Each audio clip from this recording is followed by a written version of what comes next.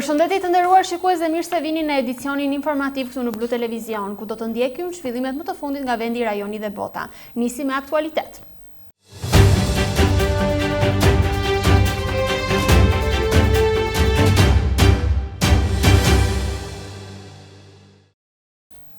Enti kombëtar i banesave në Vlorë, një nga pikat më problematike në raportin e kontrollit të lartë të shtetit. Auditimi për periudhën 2023-2025 evidenton mangësi në planifikimin financiar, vonesa në investime dhe mos realizim të ardhurash, të cilat po mbajnë pek në strehimin në Vlorë. Për më gjerë, shënimi redaksional. Dega entit kombëtar të banesave në Vlorë del si një nga pikat më problematike në raportin përfundimtar të kontrollit të lartë të shtetit. Auditimi që mbulon periudhën 2023-2025 evidenton mangësi në planifikimin financiar, vonesa në investime dhe mos realizim të ardhurave. Vetëm për vitin 2023, Dega Vlorë ka realizuar rreth 74% të ardhurave të planifikuara, ndërsa për 9 mujorin e vitit 2025 rreth 27%. Këto shifra tregojnë se problemi nuk është i përkohshëm, por një ngërç i vazhdueshëm në administrimin dhe zbatimin e projekteve të strehimit. Sipas raportit, një nga arsyet kryesore të kësaj situate lidhet me mos përfundimin e objekteve Vlora 3 dhe Vlora 4, për shkak se këto banesa nuk janë mbyllur. Dega rajonale Vlorë nuk ka arritur të lidh kontratat me përfituesit, si pasojë nuk janë realizuar as të ardhurat nga përqindja përkatëse që paguhet përpara lidhjes së kontratës. Kjo do të thotë se vonesat në kantier nuk kanë ndikuar vetëm te familjet që presin strehim, por edhe vetë të ardhurat e institucionit. Raporti ndalet më pas te objekti Vlora 2, ku problemet bëhen dhe më konkrete. Për vitin 2024, për këtë investim ishte parashikuar të likuidohej një shumë prej rreth 66, por në fund të vitit janë likuiduar vetëm rreth 30 milion lek, ose 44% e planit. Megjithatë, KLSH konstaton se raportet e vlerësimit për likuidimin e punimeve nga Drejtoria Teknike nuk janë protokolluar, çka cënon gjurmën e auditimit dhe ngre pikpyetje serioze për dokumentimin financiar të procesit. Problematika vijon edhe në vitin 2025 për të njëjtin objekt, Vlora 2, ishte planifikuar një likuidim prej rreth 34 milion lekësh, ndërsa vlera totale e kontratës arrin 204 milion lek. Por sipas të dhënave, deri në 30 shtator 2025 nuk ka asnjë situacion për likuidim. Me pak fjalë, projekti vijon të mbetet i zbaritur edhe pse fondet, kontrata, punimet progresive ekzistojnë prekohesh. Për te i Vlorës, auditimi nxjerr në pa dhe një problem më të gjerë, mungesën e transparencës në planifikimin dhe informim publik. Sipas KLSH-s, enti kombëtar i banesave nuk ka përcaktuar qartë numrin e banesave, garazheve dhe njësive të shërbimit që do të shiten. Nuk ka bërë publik çmimin dhe koston për apartamentet, si dhe nuk ka publikuar rregullisht raportet periodike të realizimit të programit ekonomik. Edhe në faqen zyrtare të institucionit mungojnë të dhëna të plota për investimet në Vlorë, përfshirë sipërfaqet, kostot dhe çmimet e shitjes. Në thelb, mesazhi i raportit është i qartë: pa përfundimin e objekteve, pa dokumentim të rregullt të punimeve dhe pa një planifikim real të ardhurave, enti kombëtar i banesave nuk arrin të përmbush as funksionin financiar dhe as atë social. Në Vlorë kjo përkthehet në banesa të pambyllura, kontrata të palidhura dhe qytetarë që vazhdojnë të presin strehimin që u është premtuar. Pas ndryshimeve në njësinë administrative Orikum, duket se një valë riorganizimi ka nisur dhe në njësitë e tjera në Bashkinë e Vlorës, e cila së fundmi ka hapur procedurat në vend vakant për administrator të njësisë Shushicë, duke sinjalizuar kështu dhe vëjimin e reformave në nivel lokal. Pas ndryshimeve në njësinë administrative të Orikumit me largimin e Selim Haskoçelaj dhe zvendësimin e tij me Drini Harizaj, Bashkia e Vlorës ka nisur procedura tashmë edhe për ndryshimet e tjera në njësitë administrative në varësi të saj.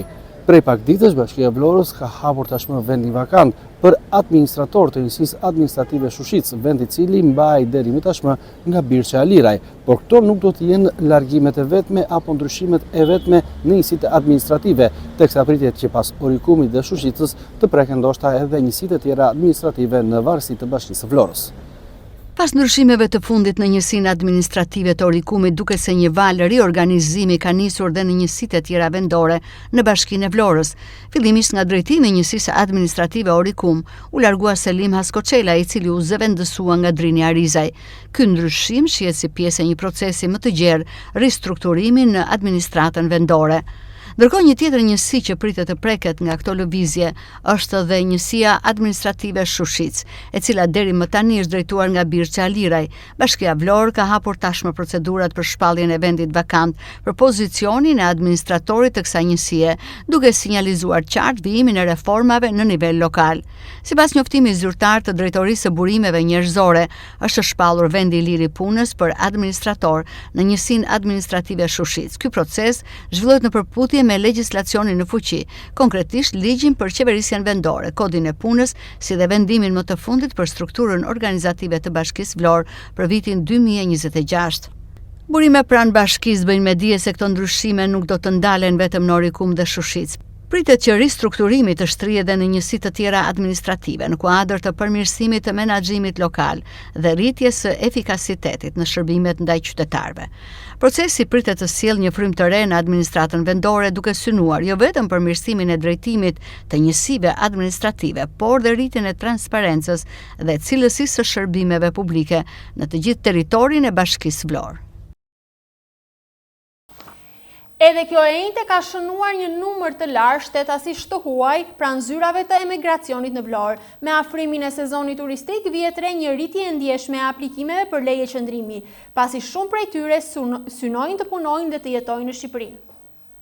Dita e njëjtë ka shënuar sërish një numër të lartë shtetësish të huaj pranë zyrave të emigracionit në Vlorë. Me afrimin e sezonit turistik vihet re një rritje e ndjeshme e aplikimeve për leje qëndrimi, pasi shumë prej tyre synojnë të punojnë dhe të jetojnë në Shqipëri. Të huaj nga vende të ndryshme si India dhe Myanmari kanë zgjedhur të vendosen në Shqipëri, kryesisht për t'u angazhuar në sektor të ndryshëm, me fokus të veçantë në turizëm. Ndërkohë nuk mungojnë as shtetas nga Italia, veçanërisht pensionistë që kanë vendosur të jetojnë në Vlorë të tërhequr nga klima dhe kosto e jetesës. Po ashtu edhe shumë studentë italianë që kanë zgjedhur të studiojnë në Vlorë, duke parë këtë si një mundësi të mirë për të ardhmen e tyre, mundësi që sipas tyre nuk e kanë pasur në vendin e origjinës. I'm from India. India. You working here in Albania? Yeah, I'm working in Albania. Jam nga India, punoj në dërmi në fushën e turizmit. Jam në kuzhinë, kam ardhur këtu prej vitit të kaluar. Të njëjtën punë kam bërë edhe në vendin tim. Më pëlqen këtu. Aktualisht jam vetëm. No, bachelor. From India. India. Why you are coming here? You working here in Albania? In kitchen. Edhe unë jam nga India, punoj në turizëm, ndihmoj në kuzhinë. Pse e kam zgjedhur Shqipërinë? Më pëlqen në fakt këtu dhe kam mundësinë të punoj. Jo, nuk jam me familjen aktualisht. How many years you are here? I'm last year November. You working here in Albania? Yes, sure. I'm working Himar. Jam nga Minamari dhe punoj në Himar. Punoj në një market aty dhe ndihem mirë. Sot po aplikoj për leje qëndrimi. Edhe në vendlindje kam bërë punë të ngjashme. Jam këtu edhe për shkak se përfitoj më shumë të ardhura. Money is normal. Io sono polacca, ho vissuto 23 anni in Italia. Unë jam polake, por jetoj prej 21 vitesh në Itali. E tani kam ardhur këtu bashkë me shokun tim. Më pëlqen këtu, ka gjëra të mira dhe të këqija. Këtu ndihem më sigurt se në Itali dhe këtë e vlerësoj. Non ci sono extracomunitari che in Italia ormai sono troppi. E di brutto? Non voglio toccare questo Pa argomento. dyshim që ka edhe ndonjë gjë që nuk shkon, por nuk po i përmend. Besoj me çfarë shikoj ka më shumë të mira. Quarto anno. Sono pensionata, sono qua da un mese. Come ti sembra Emilia? Mi piace. Unë jam pensioniste, kam pak kohë këtu, prej një muaji. Unë kam jetuar në veri të Italisë dhe tani zgjodha Vlorën për të jetuar. Çmimet? Ka disa gjëra që më gjen më shtrenjtë se në Itali, por në përgjithësi është okay. Këtu ka gjëra të mira bio, që në Itali nuk mund të mendosh se ti gjesh. Quindi a me non mi interessa se non mangio la pizza con la mozzarella. Angela, Sì, sei qui per studiare? sì. Qual anno? Il primo anno sei? Secondo anno. Më quajnë Angela dhe vi nga Sardegna në Itali. Jam në vitin e dytë të studimeve në degën e odontiatrisë. Nuk e pata këtë mundësi në vendin tim dhe ja erdha këtu. Në përgjithësi, jam e kënaqur dhe Vlora është qytet shumë i bukur. E ho deciso di iniziare questo percorso qua. Giorgia Cadino.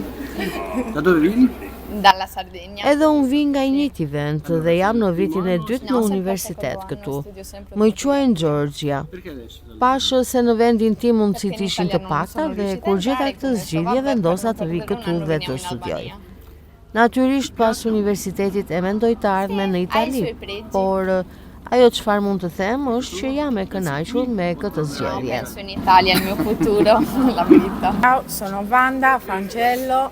Më quajnë Vanda dhe jam në vitin e dytë në odontiatri. Nuk hyra dot në Itali për arsye të ndryshme, por këtu mundësit i kam më të mira, mundësit që mi dha Shqipëria. Jam e kënaqur, ka shumë gjëra për të menduar, por në përgjithësi shumë mirë. Në të ardhmen, jo, do të kthehem në vendlindje. No, penso anch'io di tornare in Italia. Sipas të dhënave nga zyra e emigracionit, çdo e marrë dhe inte shënon një fluks të lartë aplikimesh nga shtetas të huaj për pajisje me leje qëndrimi.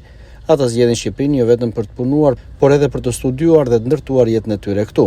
Ky numër pritet të rritet edhe më tej me afrimin e sezonit turistik, ndërsa bizneset që operojnë në fushën e turizmit janë gjithmonë në kërkim të fuqisë punëtore për të përballuar kërkesën në rritje. Prokuroria e Vlorës ka përfunduar hetimet dhe dërgon në gjyq për shpërdorim detyre 4 ish zyrtarës e IMT-s Himar dhe 3 shtetas për ndërtim të palishëm. Rezulton se shtetasit në fjalë kanë vepruar në kundërshtim me ligjin, duke cënuar kështu interesat e shtetit dhe të bizneseve të tjerë. Prokuroria e Vlorës ka mbyllur hetimet ndaj 4 ish zyrtarëve të Inspektoriatit të Mbrojtjes së Territorit në Himar, si dhe 3 shtetasve për ndërtim të palishëm. Sipas informacionit të prokuroris, pranë gjykatës së shkallës së parë të jurisdiksionit të përgjithshëm Vlorë, kanë përfunduar hetimet dhe janë dërguar në gjyq 7 shtetas, mes të cilëve 4 ish zyrtar për vepra penale, ndërtim i palishëm si dhe shpërdorim detyre.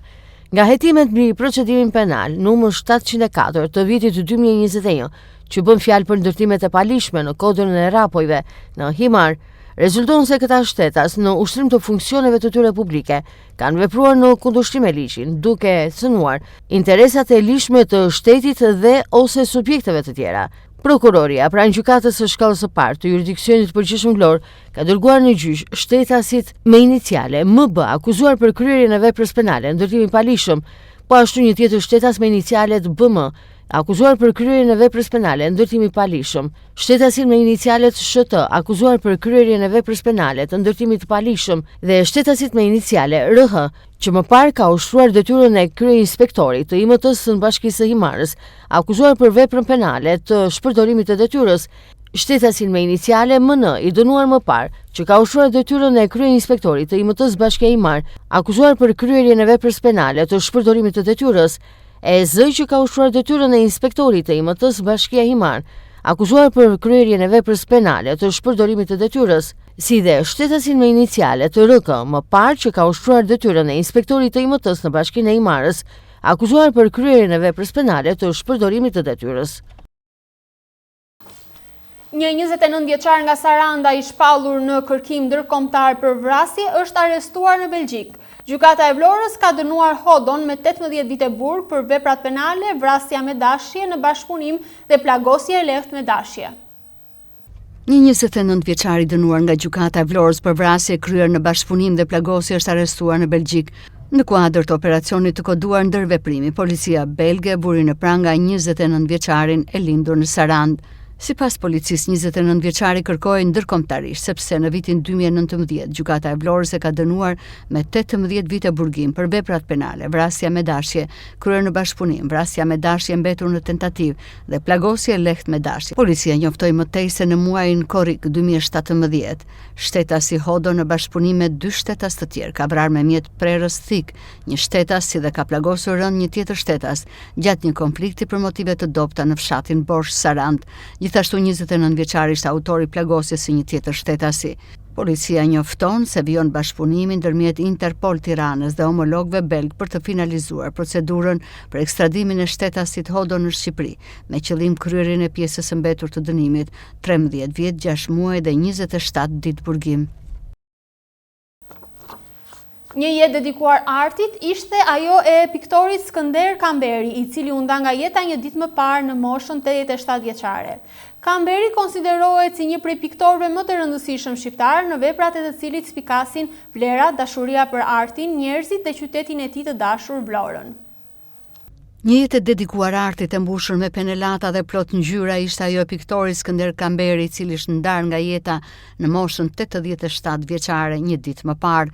I lindur në Vlorë në 2 shkurt të vitit 1939, Skënder Kamberi mbaroi liceun artistik në vitin 1960 dhe më pas vazhdoi studimet në Institutin e Lartë të Arteve, ku diplomua në vitin 1965. Në ato vite ai u kthye në vendlindje ku bashkë me piktorin Nestor Jonuzi dha një kontribut të veçantë në përhapjen e gjerë të pikturës në qytet. Piktori Skënder Kamberi konsiderohet si një prej piktorëve më të rëndësishëm shqiptar, në veprat e të cilit spikasin vlerat, dashuria për artin, njerëzit dhe qytetin e tij të dashur, Vlorën. Galeria Kombëtare e Arteve në koleksionin e saj mban disa punime të Skënder Kamberit, arti të cilit ka përceu kufit shtetëror. Piktori ka hapur një sër ekspozitash në Egjipt, Francë, Angli, Turqi, Itali dhe Greqi. Ndër veprat e tij veçojnë Demonstrata e Bukës 1971, një nga kompozimet më të njohura me temë historike, si dhe Fshati Kuç, pikturë impresioniste në vaj e fshatit. Ikja e Skënder Kamberit konsiderohet një humbje e madhe për kulturën kombëtare, për historinë e pikturës shqiptare dhe për të gjithë ata që e njohën dhe vlerësuan artin e tij. Skënder Kamberi ishte një krijues i palodhur, një kërkues i vazhdueshëm dhe një zë i veçantë që arriti të ndërtojë një gjuhë artistike dhe autentike, edhe në kohët më sfiduese. Me një krimtari të jashtëzakonshme për mbi 1400 veprash, Skënder Kamberi la pas një trashëgimi të pasur që përfshin kompozime monumentale, portrete, peizazhe dhe vepra me një forcë të rrallë shprehse. Në çdo periudhë të krimtarisë së tij, nga realizmi socialist deri tek shprehjet më të lira pas viteve 90, Kamberi arriti të ruaj integritetin artistik dhe të sfidoi kufijtë të kohës, duke i dhënë artit shqiptar dimensione të reja. Sot shënohet 27 vjetori i eksodit me përmasa biblike të shqiptarëve të Kosovës, ku gjatë luftës të viteve 1998-1999, rreth 1 milion shqiptarë, fëmijë, gra, të moshuar, të dhunuar, të torturuar dhe të masakruar, u detyruan nga forcat paramilitare serbe të shpërnguleshin në Shqipëri dhe në Maqedoni. Shënohet 27 vjetori i eksodit të shqiptarëve të Kosovës, kur gjatë luftës së 1998-99, rreth 1 milion shqiptar u detyruan nga forcat paramilitare serbe të shpërnguleshin në Shqipëri dhe Maqedoni. Përveç të shpërngulurve në Shqipëri dhe Maqedoni, mijëra shqiptar të tjerë kaluan kufirin edhe me malin e zi, ndërsa qindra mijëra ishin zhvendosur nga shtëpitë e tyre për të gjetur strehim në malet e Kosovës. Ata ishin fëmijë, gra e të moshuar, të dhunuar, të torturuar dhe të masakruar.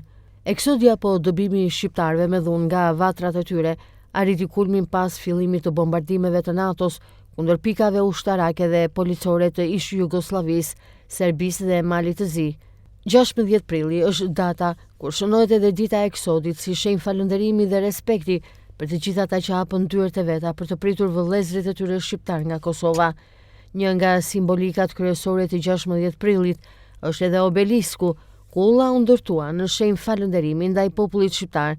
Ajo është ndërtuar në vendin ku ishin vendosur çadrat që strehonin popullatën kosovare. Kulla është 23.5 metra e gjatë dhe është mbushur me foto të cilat paraqesin ngjarjet e asaj kohe, e që kulmon në datën 16 prill të çdo viti, e për të kujtuar ditën e shpërnguljes me dhunë të shqiptarëve nga shtëpitë e tyre dhe vuajtjet e tyre nga regjimi serb. Në qendrën përkujtimore Blaca 99, në Han të Elezit, qëndron monumenti Muri i Kujtesës, si dhe parku Hasan Prishtina. Monumenti Muri i Kujtesës është edhe një mozaik që simbolizon sakrificën e nënës shqiptare, bashkë me emrat e disa prej personaliteteve të shuara botërore që kontribuan në çlirimin e Kosovës, një vepër kjo artistike monumentale që shpreh më së miri kujtime dhe respekt për të gjithë ata që sollën lirinë dhe pavarësinë e shumë pritur të Kosovës. Të nderuar shikues, kjo ishte dhe gjithçka e përgatitur për edicionin informativ të orës 14 këtu në Blu Televizion. Bashkë mirupafshim.